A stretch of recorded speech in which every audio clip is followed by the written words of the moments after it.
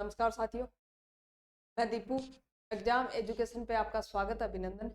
साथियों, हम पढ़ रहे थे पशुपालन से संबंधित टॉपिक। पशुपालन से संबंधित हमने सबसे पहले देखी थी भैंस की नस्लें, उसके बाद हमने गायों की नस्लों के बारे में जानकारी ली। उसके बाद में हमने भेड़ की नस्लों के जानकारी, उसके बाद बकरियों की नस्ल भी हमने पढ़ ली थी। उसके बाद हमने ऊंट की नस्लों के बारे में पढ़ा था। आज हम पढ़ने वाले हैं मुर्गी पालन से संबंधित।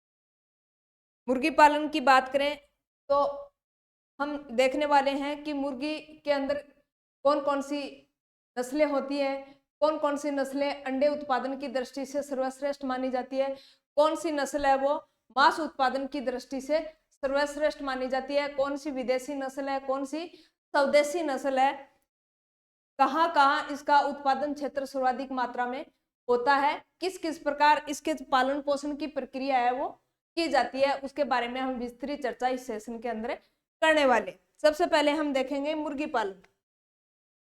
मुर्गी पालन या कुक्कुट पालन, पोल्ट्री फार्मिंग। सबसे पहले हम देखेंगे कि मुर्गी का वैज्ञानिक नाम। बात करें मुर्गी के वैज्ञानिक नाम की तो मुर्गी का वैज्ञानिक नाम गैलेस डोमेस्टिक्स का वैज्ञानिक नाम क्या है? गैलेस डोमेस्टिका इसका वैज्ञानिक नाम है। बात करें इसके कुल की तो गैलचिडी कुल से बिलोंग करती है। किस कुल से? गैलचिडी कुल से बिलोंग करती है। कौन?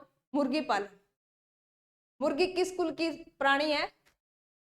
बात करें मुर्गी की तो मुर्गी है वो गैलचिडी। गैलचिडी कुल या फेसियोनिड कुल से आती है। हमने देखा था भैंस पालन, तो भैंस है वो कौन से कुल से आती है? भैंस बोविडी कुल से आती है। उसी प्रकार मुर्गी का कुल की बात करें तो मुर्गी का कुल है वो गैलचिडी कुल या फेसियोनिडी कुल माना जाता है। क्या? गैलचिडी या फेसियोनिडी कुल माना जाता है। बात करें इसके वैज्ञानिक नाम की तो इसका वैज्ञानिक नाम है गैलेस डोमेस्टिकस। इसका क्या है? वैज्ञानिक नाम है। तो वैज्ञानिक नाम से आ जाए या फिर जूलॉजिकल नेम से आ जाए तो आप क्या बताओगे? यानी मुर्गी का वैज्ञानिक नाम या मुर्गी का जूलॉजिकल नेम क्या है? तो गैलेस डोमेस्टिकस इसका क्या है? जूलॉजिकल नेम है। बात करें अंडे उत्पादन में तो अंडा उत्पादन में राजस्थान में प्रथम जिला है वो अजमेर को माना जाता है। क्या? अंडा उत्पादन में प्रथम जिला अजमेर को माना जाता है। किसमें? मुर्गी के अंडों में राजस्थान के अंदर प्रथम जिला कौन सा है? अजमेर। ये आपको ध्यान में रखना है। बात करें मुर्गी के अंदर गुणसूत्र की तो मुर्गी के अंदर 74 गुणसूत्र होते हैं। कितने? मुर्गी के अंदर 74 गुणसूत्र होते हैं। ये आपको ध्यान में रखना है। मुर्गी का वैज्ञानिक नाम पूछे तो गैलेस डोमेस्टिकस इसका वैज्ञानिक नाम है। बात करें इसकी कुल की तो गैलचिडी कुल से आती है। कौन से कुल से? गैलचिडी कुल से आती है। अंडा उत्पादन की दृष्टि से प्रथम जिला पूछे तो कौन सा जिला है? अजमेर को माना जाता है। कौन से जिले को? अजमेर को माना जाता है। बात करें मुर्गी के अंदर गुणसूत्र की तो मुर्गी के अंदर 74 गुणसूत्र होते हैं। कितने होते हैं? 74 गुणसूत्र होते हैं। उसके बाद अंडे से चूजे निकलने का समय कितना होता है? 21 दिन। यानी मुर्गी जब अंडे देती है, अंडे देने के बाद इसका उद्भवन काल यानी 21 दिन के बाद बच्चे निकलते हैं। क्या? 21 दिन के बाद मुर्गी के अंडे से चूजे निकलते हैं। तो बात करें तुर्की मुर्गी के अंडे की तो तुर्की मुर्गी के अंडे चूजे निकलने की प्रक्रिया 28 दिन की होती है। यह क्वेश्चन आपको ध्यान में रखना है, दोनों में अंतर ध्यान में रखना है। यानी सामान्य अंडे से चूजे निकलने के जो समय है वो कितने दिन का होता है? 21 दिन का होता है। कितने दिन का? 21 दिन का होता है। बात करें तुर्की मुर्गी की तो तुर्की मुर्गी का उद्भवन काल कितना माना जाता है? 28 दिन माना जाता है। कितना माना जाता है? 28 दिन माना जाता है। ये आपको ध्यान में रखना है। अंडे से चूजे निकलने का समय उद्भवन काल 21 दिन का। तुर्की में मुर्गे का उद्भवन काल कितने दिन का होता है? 28 दिन का होता है। ये आपको ध्यान में रखना है।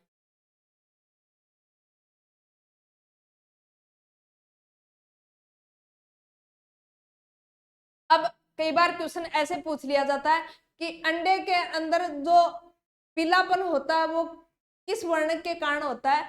तो अंडे के अंदर जो पीलापन होता है वो जेंथोफिल वर्णक के कारण होता है। किसके कारण? जेंथोफिल वर्णक के कारण मुर्गी के अंडे का रंग कैसा होता है? पीला होता है। ये आपको ध्यान में रखना है। अंडे का पीलापन ज़ेंथोफिल वर्णक के कारण होता है। किसके कारण? ज़ेंथोफिल वर्णक के कारण होता है। ये आपको ध्यान में रखना है। ये क्वेश्चन कई बार पूछा जा सकता है। वैसे भी जनरल साइंस के अंदर ये क्वेश्चन बहुत बार पूछा गया है कि पीत मनुष्य के अंदर पीत का रंग पीला होता है, ये कौन से वर्णक के कारण होता है? तो आप क्या बताओगे? ज़ेंथोफिल वर्णक के कारण इसका रंग पीला होता है। बात करें मुर्गी के अंडे की पीले रंग की, तो मुर्गी के अंडे का पीला रंग है वो ज़ेंथोफिल वर्णक के कारण होता है। किसके कारण होता है? ज़ेंथोफिल वर्णक के कारण होता है। बात करें मुर्गी के अंडे का कवच, यानी मुर्गी के अंडे का जो कवच होता है, ऊपर व्हाइट व्हाइट कवच होता है, वो किसका बना होता है? कैल्शियम कार्बोनेट का बना होता है। किसका बना होता है? उसका 94% भाग है वो कैल्शियम कार्बोनेट का बना होता है। ये आपको ध्यान में रखना है। CaCO3 calcium carbonate. मुर्गी के अंडे का कवच कैल्शियम कार्बोनेट का बना होता है। 94% भाग किसका बना होता है? कैल्शियम कार्बोनेट का बना होता है। ये आपको ध्यान में रखना है। मुर्गी के अंडे का कवच किसका बना होता है? कैल्शियम कार्बोनेट का।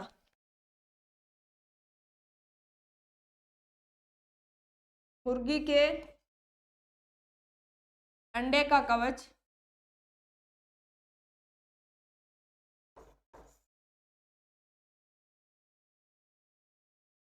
कैल्शियम कार्बोनेट का बना होता है। किसका बना होता है? कैल्शियम कार्बोनेट CaCO3 का बना होता है। 90% 94% भाग। इसके बाद बात करें तो अंडे के अंदर ऊर्जा की, तो अंडे के अंदर 80 किलो कैलोरी ऊर्जा होती है। कितनी? 80 कैलोरी ऊर्जा होती है मुर्गी के अंडे के अंदर। एक अंडे से लगभग 80 कैलोरी ऊर्जा निकलती है। ये आपको ध्यान में रखना। हम बात कर रहे हैं मुर्गी के अंडे की, तो सबसे पहले हमने देखा कि मुर्गी के अंडे का जो पीला रंग है वो किसके कारण होता है? ज़ेंथोफिल वर्णक के कारण इसका रंग पीला होता है। उसका कवच है वो किसका बना होता है? तो मुर्गी के अंडे का कवच कैल्शियम कार्बोनेट का बना होता है, जो 94% भाग होता है। उसके बाद में मुर्गी के अंडे में ऊर्जा की बात करें तो 80 कैलोरी ऊर्जा होती है। कितनी? 80 कैलोरी ऊर्जा मुर्गी के अंडे के अंदर होती है। ये आपको ध्यान में रखना है। हमने उद्भवन काल देखा, तो यानी उद्भवन काल कितना होता है? 28 दिन का। और वैसे बात करें तो 21 दिन का होता है। मुर्गी के अंडे की गुणवत्ता की जांच, यानी मुर्गी के अंडे के अंदर गुणवत्ता की जांच है वो कैंडलिंग विधि द्वारा की जाती है। अब बात करें कैंडलिंग विधि क्या होती है, तो देखो यानी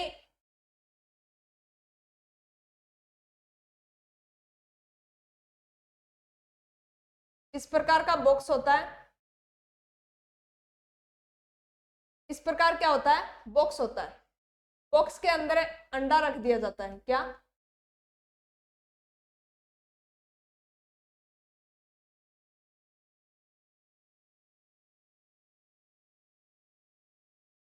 बॉक्स के अंदर अंडा रख दिया जाता है।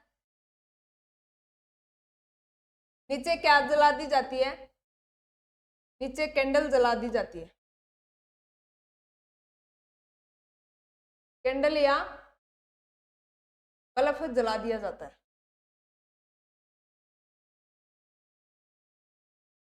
इससे क्या निकलता है? प्रकाश निकलता है। अंडा, कैंडल, प्रकाश, बॉक्स। इस प्रकार कैंडलिंग विधि क्या? यानी एक बॉक्स होता है, बॉक्स के ऊपर एक छिद्र होता है, छिद्र के ऊपर अंडा रख दिया जाता है। क्या कर दिया जाता है? छिद्र के ऊपर अंडा रख दिया जाता है। नीचे कैंडल या फिर बल्ब जला दिया जाता है। क्या? नीचे कैंडल या बल्ब जला दिया जाता है। जैसे ही प्रकाश यानी इस बॉक्स के अंदर इस अंडे पे पड़ेगा, तो अंडे का पूरा भाग है वो एकदम पारदर्शी तरीके से दिखाई देगा। क्या? अंडे का पूरा भाग पारदर्शी तरीके से दिखाई देगा। उससे आप अनुमान लगा सकते हैं यानी इसके अंडे के अंदर बच्चा है या नहीं, या तो इसके अंदर पीत है, या फिर इसके अंडे के अंदर बच्चा पैदा हो गया है, वो आप देख सकते हैं। तो आपको पूछे कि मुर्गी के अंदर कैंडलिंग विधि है, तो कैंडलिंग विधि एक बॉक्स होता है। क्या? एक बॉक्स होता है। एक बॉक्स पे ऊपर क्या लगा दिया जाता है, एक छिद्र लगा दिया जाता है। छिद्र के ऊपर किसको रखते हैं, छिद्र के ऊपर अंडे को रख दिया जाता है। नीचे कैंडल या बल्ब जला दिया जाता है, क्या, नीचे कैंडल या बल्ब जला दिया जाता है। जैसे ही प्रकाश किस पे गिरेगा, अंडे पे गिरेगा, तो अंडे के अंदर पूरा पारदर्शी भाग है वो आपको दिखाई देगा। उसके अंदर अगर चूजे उत्पन्न हो गए तो वो भी दिखाई दे देंगे, अगर पीतरस है तो वो भी दिखाई दे देगा। उससे आप अनुमान लगा सकते हैं कि इसके अंदर चूजा उत्पन्न है या नहीं है। यह कौन सी विधि है, कैंडलिंग विधि है। किसके अंदर, यानी मुर्गियों के अंदर कैंडलिंग विधि किसकी जांच करने के लिए किया जाता है, अंडे की जांच करने के लिए किया जाता है। ये आपको ध्यान में रखना है, कौन से पालन में, मुर्गी पालन के अंदर। तो मुर्गी के अंडे की गुणवत्ता की जांच कैंडलिंग प्रक्रिया द्वारा, यानी यह जो जांच है मुर्गी के अंडे के अंदर, यह 7वें और 14वें दिन के अंदर होती है। या तो अंडे को 7 दिन हो गए या फिर 14वें दिन अंडे की जांच होती है। कृत्रिम रूप से, ये आपको ध्यान में रखना है, इंपॉर्टेंट फैक्ट है।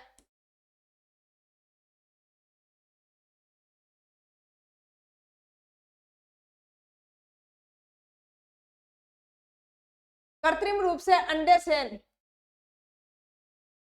अपन ग्रामीण भाषाओं में कई बार सुना होगा कि मुर्गी है वो सेवा पे बैठी हुई है। क्या, मुर्गी अंडे का सेवन कर रही है, इसका मतलब यानी वो अंडे को क्या दे रही है, उष्मा दे रही है। यानी मुर्गी अपने पंख फैलाकर क्या करती है, अंडे के ऊपर बैठ जाती है।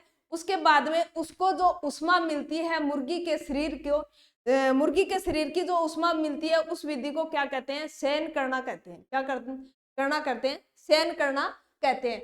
ये किसके अंदर होता है, तो मुर्गी के अंदर होता है।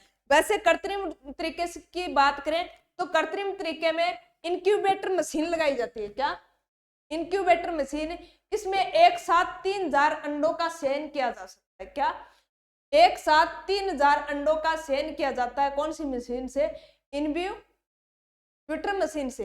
बात करें इन्क्यूबेटर मशीन की तो देखो इस प्रकार की होती है।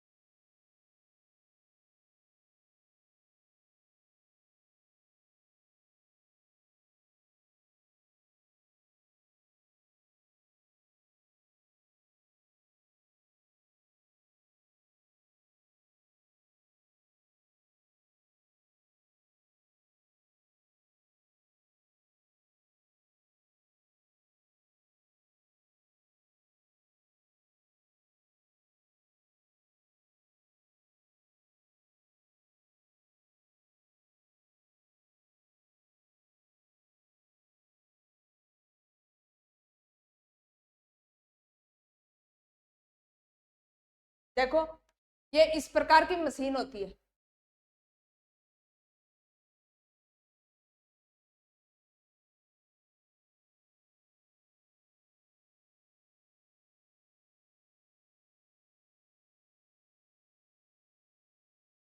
इस प्रकार मशीन होती है ये,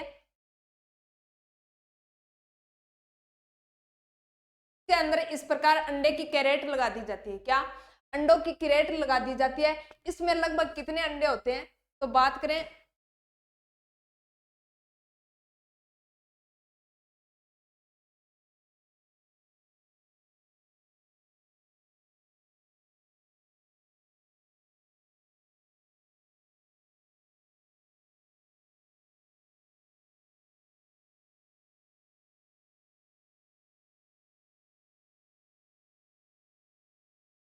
बात करें इसके अंदर अंडे की, तो इसमें कितने अंडे एक साथ सेन किए जा सकते हैं, 3000 अंडे सेन किए जाते हैं। कितने अंडे, 3000 अंडे सेन किए जाते हैं। इस टाइप फ्रीज के टाइप की होती है। इसके अंदर क्रेट के अंदर अंडे लगा दिए जाते हैं। क्या, अंडे लगा दिए जाते हैं, लाइट के द्वारा इसका सेन किया जाता है। क्या, लाइट के द्वारा अंडों का सेन किया जाता है। यह लगभग एक साथ कितने, यानी 3000 अंडे सेन किए जा सकते हैं। ये आपको ध्यान में रखना है।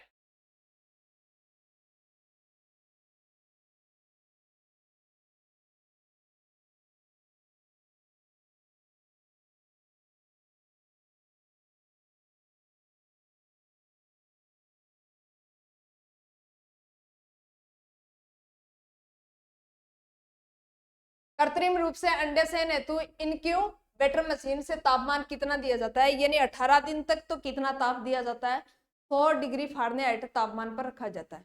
18 दिन तक 100 डिग्री फारेनहाइट तापमान पर रखा जाता है, उसके बाद तापमान को कम कर दिया जाता है। ये आपको ध्यान में रखना है।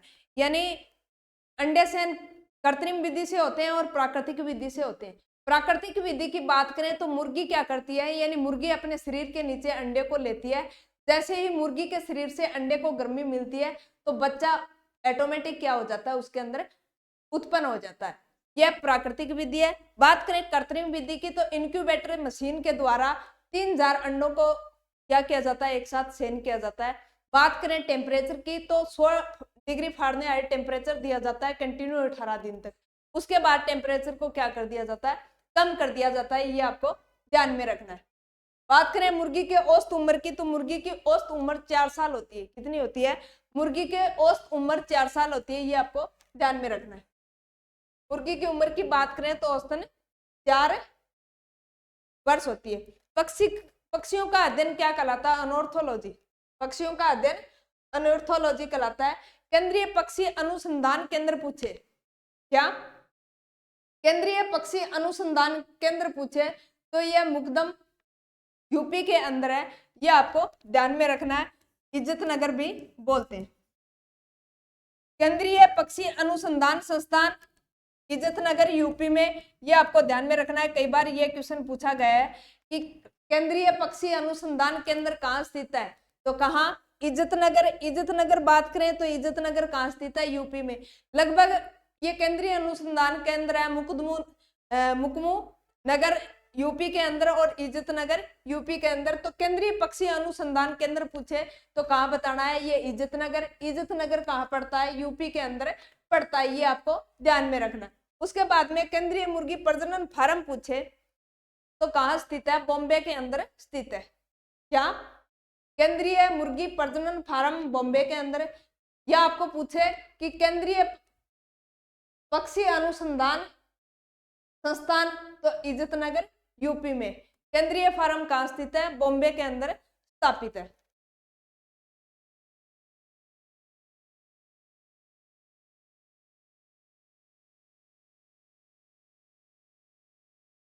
मुर्गी के शरीर में अंडा बनने में लगा समय लगभग 24 घंटे होता है। क्या, मुर्गी के शरीर में अंडा बनते टाइम कितना समय लगता है, तो 24 घंटे में अंडा पैदा होता है। तो मुर्गी के शरीर में अंडा बनने का लगा समय कितना होता है, 24 घंटे होता है। ये आपको ध्यान में रखना है। कितना, 24 घंटे। अंडे देने वाली मुर्गियों के लिए प्रकाश यानी 14 से 16 घंटा प्रकाश उपलब्ध होना चाहिए। ये आपको ध्यान में रखना है। यानी मुर्गे कितने घंटे में अंडा उत्पन्न करती है, तो लगभग 24 घंटों में। बात करें मुर्गी के लिए प्रकाश की तो मुर्गी को यानी अंडा उत्पन्न करने के लिए प्रकाश 14 से लेकर 16 घंटे प्रकाश की जरूरत होती है।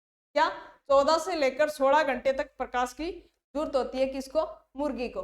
मुर्गी का सबसे बड़ा अंग गिजार्ड।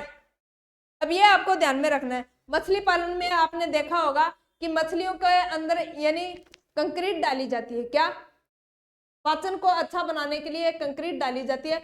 उसी प्रकार मुर्गे के अंदर यानी मुर्गी का जो पाचन है वो अच्छे से करने के लिए इसके अंदर कंक्रीट डाली जाती है, उसको खुआई जाती है। किसको, मुर्गी को। तो यानी मुर्गी का सबसे बड़ा अंग पूछे तो गिजार्ड अंग है। ये किसका पाचन करता है, तो कंक्रीट का पाचन करता है। ये आपको ध्यान में रखना है। तो मुर्गी का सबसे बड़ा अंग की बात करें तो गिजार्ड। क्या है, मुर्गी का सबसे बड़ा अंग गिजार्ड। तुझे या मुर्गियों में एक दूसरे पक्षी की चूंच मारकर घायल करना कैनाबोलिज्म कहलाता है। यानी कई बार आपने मुर्गा फार्म में देखा होगा मुर्गों की लड़ाई होती है। क्या, मुर्गों की लड़ाई होती है जब वो चोंच के द्वारा एक दूसरे को घायल करते हैं। क्या, लड़ाई के अंदर जब वह चोंच के द्वारा एक दूसरे को घायल करते हैं, इस प्रक्रिया को कैनाबोलिज्म कहते हैं। क्या है, इस प्रक्रिया को कैनाबोलिज्म कहते हैं। ये क्यों होता है, यानी मुर्गी के चोंच के अंदर NaCl की कमी हो जाती है। क्या, मुर्गी के चोंच के अंदर NaCl की कमी हो जाती है। NaCl की कमी के कारण मुर्गे क्या करते हैं, आपस में झगड़ते हैं और चोंच के द्वारा एक दूसरे को घायल करते हैं। यह प्रोसेस क्या कहलाती है, कैनाबोलिज्म कहलाती है। क्या, यानी मुर्गी के अंदर कैनाबोलिज्म की प्रक्रिया होती है। अब आपको ध्यान में रखना है ये कैनाबोलिज्म क्यों होता है।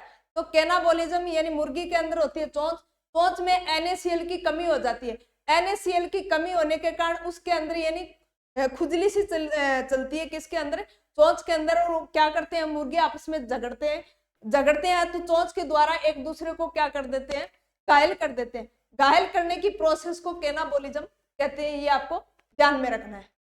तुझे या मुर्गियों में एक दूसरे पक्षी को चोंच मारकर घायल करना कैनाबोलिज्म कहलाता है। किसकी कमी से होता है, तो NaCl की कमी के कारण होता है, ये आपको ध्यान में रखना है।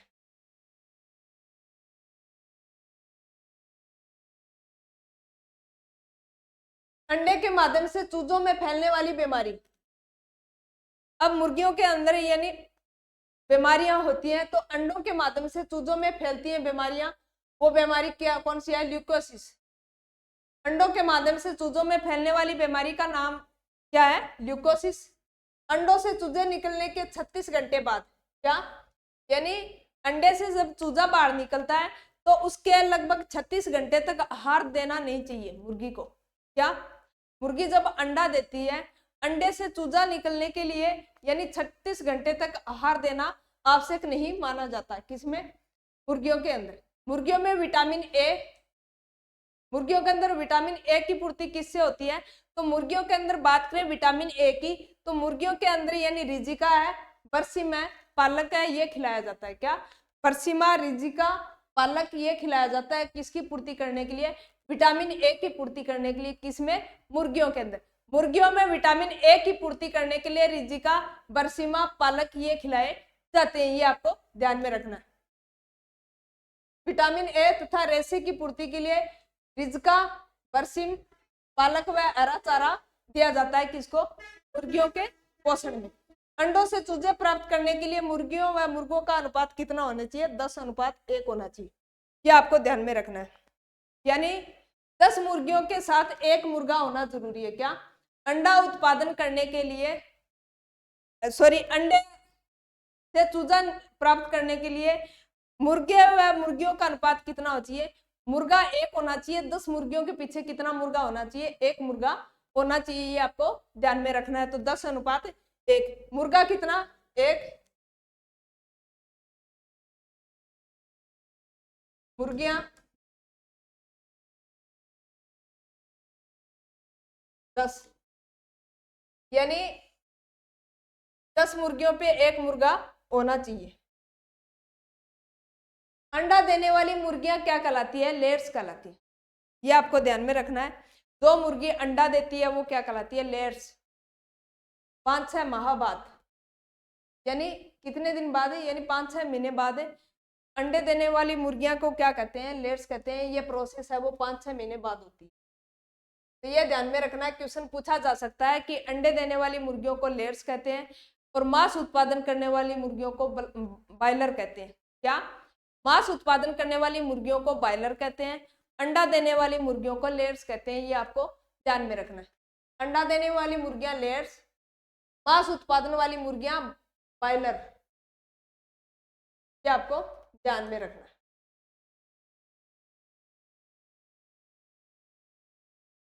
मुर्गों को बंध्याकृत करना। क्या, मुर्गिया को बंध्याकृत करना। बंध्याकृत का मतलब है वो आगे प्रजनन नहीं कर सकते। क्या, बंध्याकृत मुर्गे होते हैं या बंध्याकृत गाय भैंस होती है, उनको बंध्याकृत करने के बाद आगे वो प्रजनन नहीं कर सकते। तो मुर्गी के बंध्याकृत करने की प्रोसेस क्या कहलाती है, कैपर्नाइजेशन। क्या कहलाती है, कैपर्नाइजेशन बोल दो, बंध्याकरण बोल दो या खसीकरण बोल दो, तीनों एक ही बात है। मुर्गी को बंध्याकृत करने की प्रक्रिया कैपर्नाइजेशन कहलाती है। क्या, मुर्गी को बंध्याकृत करने की प्रोसेस कैपर्नाइजेशन कहलाती है, ये आपको ध्यान में रखना है। बंध्याकृत नर मुर्गा केपेन कहलाता है। क्या, बंध्याकृत जो नर मुर्गा होता है उसको केपेन कहते हैं।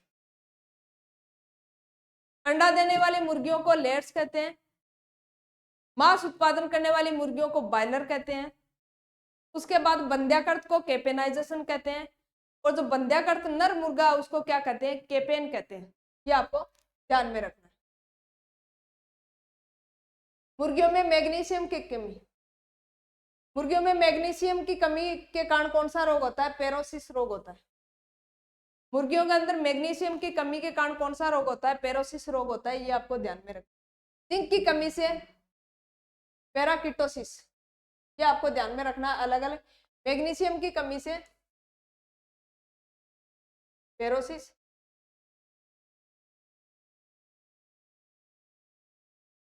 पेरोसिस। जिंक की कमी से जेडन, जिंक की कमी से पेराकिटोसिस, पेराकिटोसिस। मैग्नीशियम की कमी से पेरोसिस रोग होता है और जिंक की कमी से पेराकिटोसिस रोग होता है, ये आपको ध्यान में रखना है। किसमें? मुर्गियों के अंदर।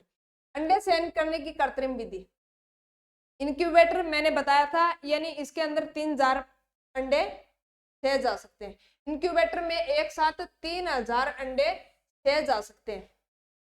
कितने डिग्री तापमान पर? तो यानी 18 दिन तक 4 डिग्री फ़ारेनहाइट तापमान दिया जाता है। उसके बाद टेम्परेचर को क्या कर दिया जाता है? उसके बाद तापमान को कम कर दिया जाता है। इंक्यूबेटर मशीन में लगभग 3000 अंडे एक साथ छे जा सकते हैं। उसके अंदर तापमान की बात करें तो 18 दिन तक इसको तापमान 100 डिग्री फ़ारेनहाइट दिया जाता है। उसके बाद टेम्परेचर को कम कर दिया जाता है इंक्यूबेटर प्रोसेस में। बात करें प्राकृतिक विधि की तो मुर्गी 8 से 10 घंटे सेन का कार्य करती है। क्या? 8 से 10 घंटे मुर्गी अंडे पर क्या होती है? विराजमान होती है।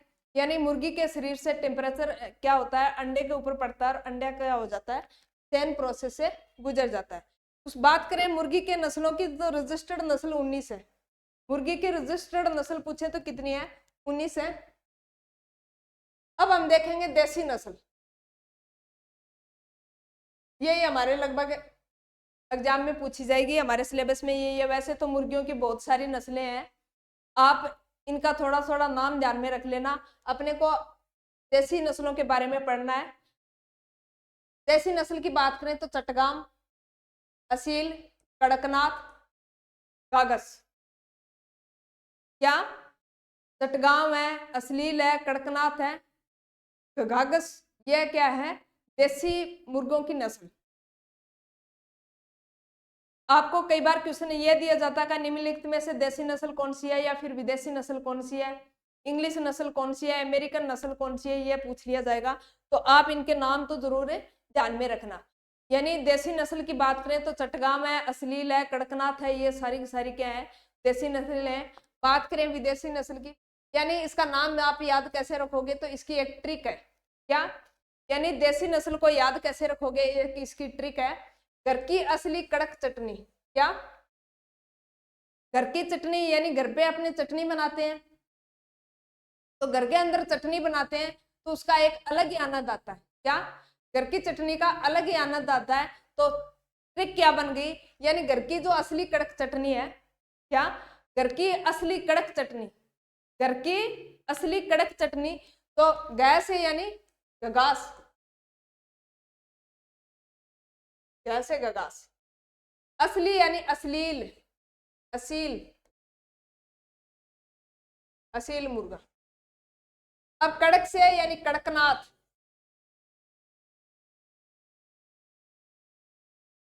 कड़कनाथ। चटनी से चटगांव। क्या? चटनी से चटगांव। वैसे चटगांव महाराष्ट्र में पड़ता है, गांव का नाम भी है, तो आप याद रखोगे घर की असली कड़क चटनी या फिर घर की चटनी असली। घर की असल कड़क चटनी तो गैस है यानी गगास, असली यानी असील, कड़क यानी कड़कनाथ, चटनी यानी चटगांव। याद रख लोगे। घर की असली कड़क चटनी, ये देसी नस्ल है। क्या? घर की असली कड़क चटनी, तो घर है तो घर यानी देसी। क्या है? देसी। तो देसी से यानी देसी नस्लें हैं तो क्या क्या? गगस, कड़कनाथ, असील और चटगांव, ये सारी सारी क्या है? देसी मुर्गों की नस्ल है, ये आपको ध्यान में रखना। अब बात करें विदेशी नस्लें, तो विदेशी नस्लों में एशियाटिक, एशियाटिक की ट्रिक क्या? एशिया से ब्रह्मा जी को लेकर आए।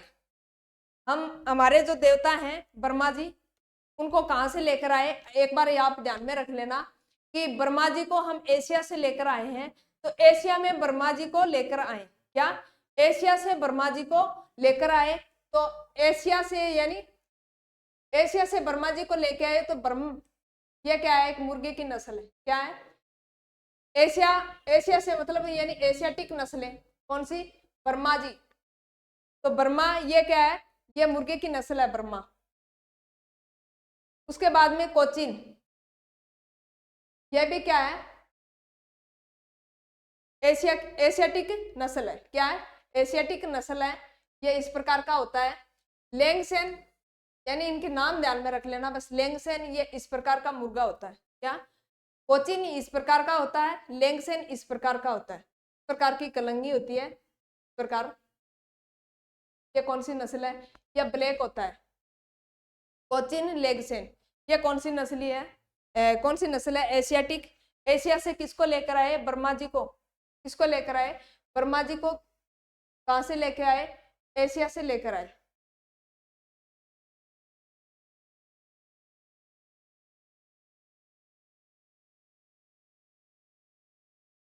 एशिया से वर्मा जी को लेकर आए, तो कोचिन लेंगसेन ये क्या है, एशियाटिक मुर्गों की नस्ल। अब बात करें इंग्लिश, इंग्लिश मुर्गे की, तो इंग्लिश मुर्गे की इंग्लिश वाली आशा रेड्डी की कैप ऑस्ट्रेलिया से ले आए, क्या, इंग्लिश वाली आशा रेड्डी है, क्या, इंग्लिश वाली आशा रेड्डी है, उसकी कैप कहां से लेकर आए हैं, हम ऑस्ट्रेलिया से लेकर आए। ये सूत्र ट्रिक ध्यान में रखना है, इंग्लिश वाली आशा रेड्डी की कैप कहां से लेकर आए, ऑस्ट्रेलिया से लेकर आए। तो इंग्लिश से यानी इंग्लिश नस्लें, आशा से आशा, रेड कॉर्निश, ऑस्ट्रेलिया और केपेन, ये क्या है, नस्लें।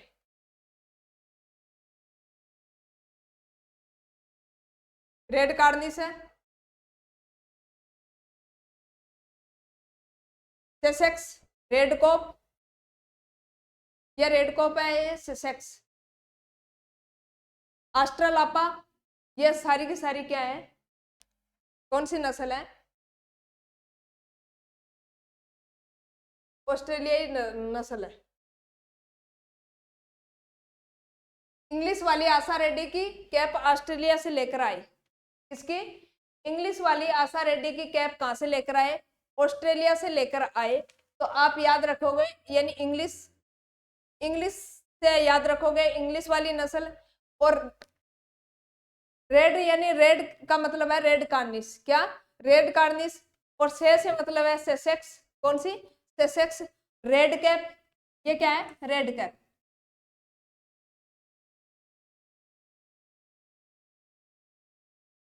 सेसेक्स,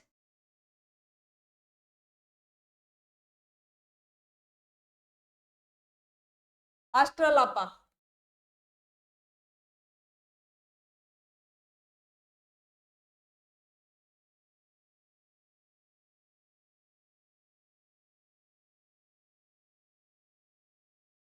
रेड कॉर्निश,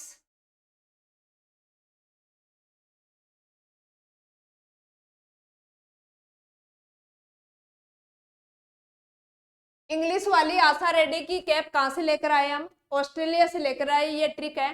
तो इंग्लिश से यानी इंग्लिश नस्लें, उसके बाद में आशा, सा से यानी सेंसेक्स, कैप से यानी रेड कैप, ऑस्ट्रेलिया से ऑस्ट्रेलापा, और रेड से यानी रेड कार्निश, ये सारी की सारी क्या है, इंग्लिश नस्लें हैं, किसकी, मुर्गे की।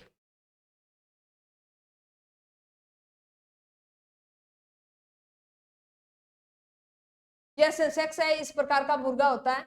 रेड कैप ये इस प्रकार का होता है, यानी इसकी कलंगी होती है वो रेड होती है, क्या होती है, कलंगी है वो रेड होती है। ऑस्ट्रेलार्प, ये सारी की सारी क्या है, कौन सी नस्ल है, इंग्लिश नस्लें। उसके बाद में अमेरिकन नस्ल की बात करें, तो अमेरिकन नस्ल में यानी ये न्यू एम्पसायरा अमेरिकन नस्ल है, कौन सी, न्यू एम्पसायरा, ये अमेरिकन नस्ल है, इस प्रकार की मुर्गा होता है ये।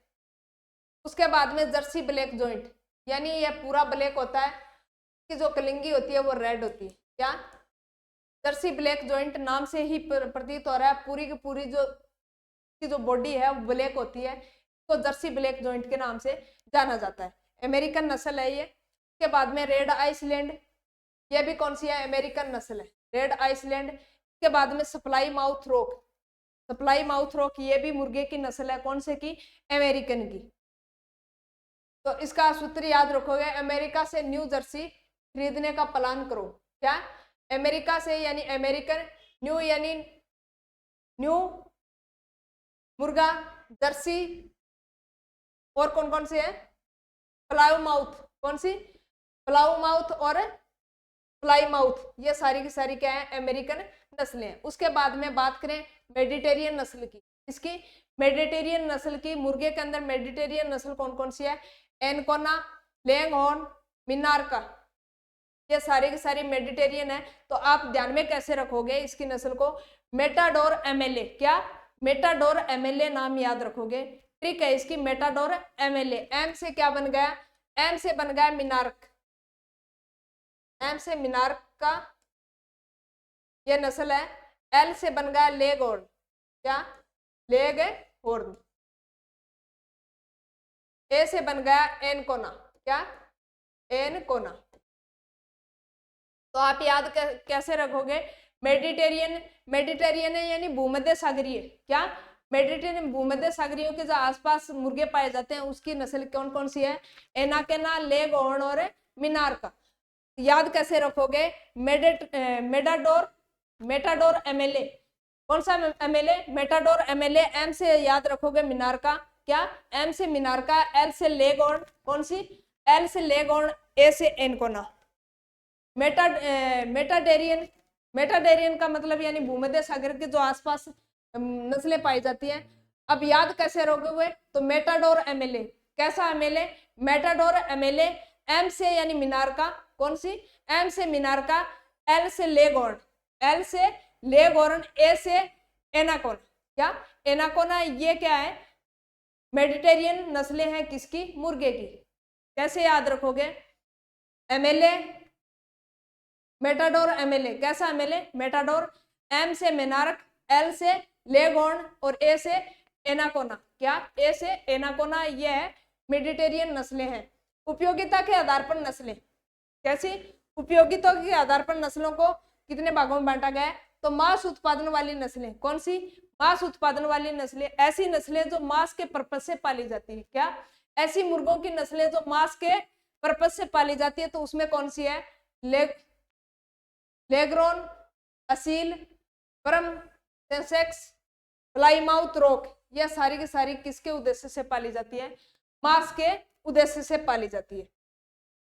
उसके बात करें अंडे उत्पादन वाली नस्लें, यानी ऐसी नस्लें जो अंडे उत्पादन की दृष्टि से पाली जाती है, तो वो कौन सी है, वो है लेगहॉर्न, मिनार्का, एनाकोना।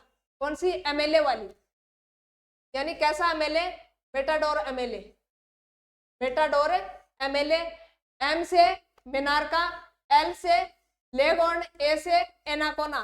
तो अंडे उत्पादन वाली नस्ल एक सूत्र में याद कैसे रखोगे, मेटाडोर एमएलए, क्या, मेटाडोर एमएलए की जितनी भी नस्लें हैं वो सारी सारी अंडे उत्पादन के पर्पज से पाली जाती है, ये आपको ध्यान में रखना है। फिर है द्विप्रयोजनी नस्लें, ऐसी नस्लें जो जिसका उद्देश्य है वो द्विप्रयोजन होता है, वो कौन कौन सी है, Rhode Island, Dorking, red New Hampshire, ये अमेरिकन नस्ल है, ये किसके उद्देश्य से यानी द्विप्रयोजनी उद्देश्य से पाली जाती है। उसके बाद में मुर्गी के मांस में निम्नलिखित अवयव पाए जाते हैं, मुर्गी के मांस के अंदर क्या क्या पाया जाता है, तो सबसे पहले प्रोटीन होता है, मुर्गी के अंडे में प्रोटीन होता है, कितने, 16 से 20% प्रोटीन होता है, कितना, 16 से 20% प्रोटीन होता है। बात करें वसा की, तो वसा यानी 1.5 से 1.3% क्या होती है, वसा होती है। बात करें जल की, तो 65 से 80% जल होता है। मुर्गी के मांस में कितना जल होता है, 65 से लेकर 80% जल होता है। कार्बोहाइड्रेट की बात करें तो 0.50 से 1.50 तक कार्बोहाइड्रेट होता है मुर्गी के मांस के अंदर। तो प्रोटीन भी होता है, वसा भी होता है, जल भी होता है, कार्बोहाइड्रेट भी होता है किसके, मुर्गी के मांस के अंदर। मुर्गी का मांस सफेद होता है, क्या, मुर्गी का मांस सफेद होता है, बाकी सारे का जो सारे पशु है उसका मांस लाल होता है। ये आपको ध्यान में रखना है। खनिज लवण भी होता है, 0.65 से 1% खनिज लवण होता है किसके अंदर, मुर्गी के मांस के अंदर।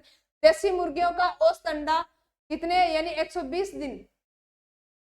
देसी मुर्गियों के अंदर औसत अंडे का उत्पादन कितना होता है, 120 प्रति वर्ष कितने अंडे देती है, 120 अंडे देती है। ये आपको ध्यान में रखना है। देसी मुर्गियां प्रति वर्ष कितने औसत अंडे देती है, 120 अंडे देती है। ये आपको ध्यान में रखना है। तो देसी मुर्गियों का औसत अंडा उत्पादन 120 दिन प्रति वर्ष, 120 अंडे प्रति वर्ष होता है। बात करें विदेशी मुर्गियों की, तो विदेशी मुर्गियों में अंडा उत्पादन कितना होता है, 240 से 260। देसी मुर्गियां, हमारे वाली मुर्गियां कितनी, यानी वर्ष में लगभग 120 अंडे देती है।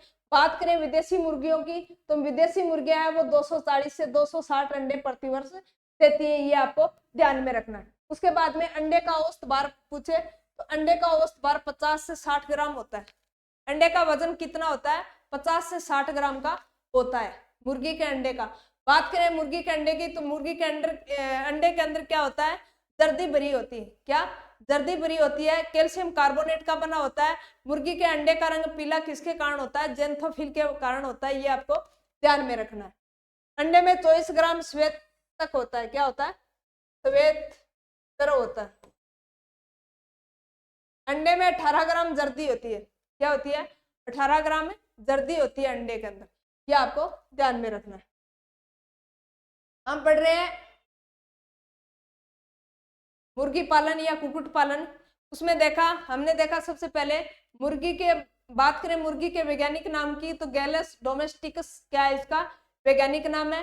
बात करें इसके कुल की, तो यानी गैल्चिडी कुल से आती है। क्या, गैल्चिडी कुल कह दो या फेबियो निड कुल कह दो, इस कुल से आती है कौन, मुर्गी। बात करें अंडे उत्पादन की दृष्टि से राजस्थान में, तो राजस्थान का अजमेर जिला है वो प्रथम माना जाता है किसमें, अंडे उत्पादन में। मुर्गी में गुणसूत्र की बात करें, तो मुर्गी के अंदर 74 गुणसूत्र होते हैं। कितने गुणसूत्र होते हैं, 74 गुणसूत्र होते हैं। बात करें इसके उद्भवन काल की, तो उद्भवन काल कितना होता है, 21 दिन का होता है। बात करें तुर्की मुर्गी की, तो तुर्की मुर्गी के अंदर उद्भवन काल कितना होता है, 28 दिन का होता है।